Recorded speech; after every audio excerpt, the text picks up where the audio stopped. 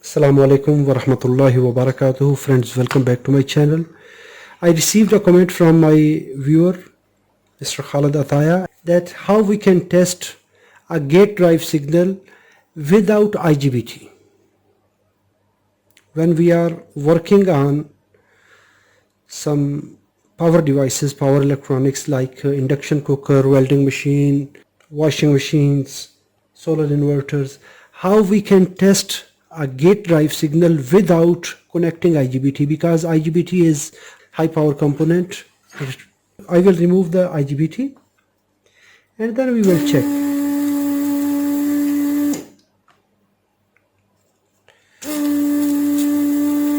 And we can check the signal without IGBT. For induction cooker, we must know that when we want to test the signal on IGBT, we must take care that when the IGBT is installed, at that time we must use induction coil and the resonant circuit, and we will place a cooktop so that first of all it will give a cookware identification pulse, and then it will start the cooking process. But now we will receive just only the cookware detection pulse. I will remove it. So I disconnected the IGBT. Now I will connect oscilloscope ground pin to the emitter, because it is the low side of the signal. Use 10x attenuation and use isolation transformer. If you have a high power isolation transformer that can provide the power to the induction cooker, that is the much better. Or you can use a battery powered oscilloscope, or you can use differential probe to test the IGBT signal, or you can use isolation transformer for this oscilloscope. And now I connected the signal at the gate, return at the emitter. Now I will turn on power. This time I am not using IGBT.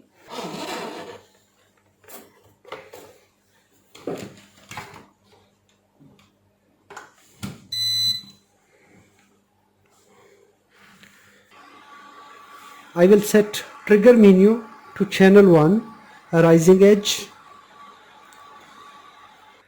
and then I will select single sequence and I will power on. When I will power on, it will send just only one drive pulse to the IGBT gate. Just only, and then it is showing E9 error. This time, so we can test the drive pulse, that there is drive pulse, the processor is communicating. This time, why it is giving a E9? Because the resonant circuit is not working. Induction coil and resonant capacitor is not working because IGBT did not generated the drive pulse. So we can just only test this pulse when the IGBT is not present. We will use trigger menu, set to channel 1, here channel 1, and rising edge, trigger slope, rising edge, and coupling DC. This is the trigger setting, and then we will take single sequence. It will just only take one sweep. If we will put to continuous monitoring, might be you cannot detect the pulse. In this condition, the trigger menu will force to the oscilloscope that when this signal will arrive at channel 1, it will start recording. It recorded the signal and it is here. So in this way we can verify the drive signal even the IGBT is present or not. I hope so this video is informative. If it is informative, hit the like button. If you have any question, please let me know in the comment box. Thanks for watching. Assalamu alaikum wa rahmatullahi wa barakatuh.